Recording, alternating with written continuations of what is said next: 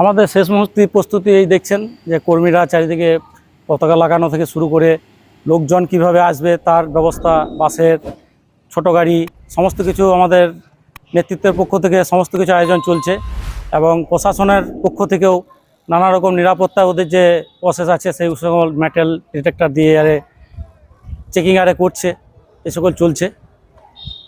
আর মুখ্যমন্ত্রী 2011 সালে যখন মুখ্যমন্ত্রী হয়নি, মমতা বন্দ্যোপাধ্যায় রেলমন্ত্রী ছিল, তখন এসেছিল। 15 বছর পর মুখ্যমন্ত্রী হিসেবে প্রথম আসছে।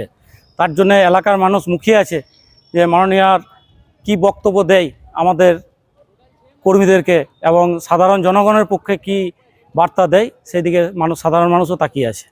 প্রশাসনের পক্ষ থেকে ওনাদের যে ধরনের সিস্টেম আছে ধরুন, সে সকল প্রসেসগুলো করা হচ্ছে।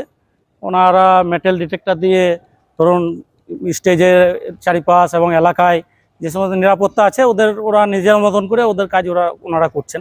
হ্যাঁ, অবশ্যই ওরা নিরাপত্তায় ঘিরে নিয়েছে, কাল থেকে নিয়ে নিয়েছে। হেলিপ্যাড তৈরি হয়ে গেছে এবং হেলিপ্যাডে ওরা মহড়াও হয়ে গেছে।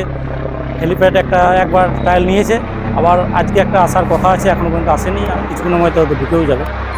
এবারে জয়ের ব্যাপারে আমরা 100% নিশ্চিত, কারণ আমরা লোকসভাতে আমরা পিছিয়ে ছিলাম, তাই লোকসভায় আমরা ঘুরিয়ে এলাকায় আমরা জমি পুনরায় উদ্ধার করেছি, হারা জমি।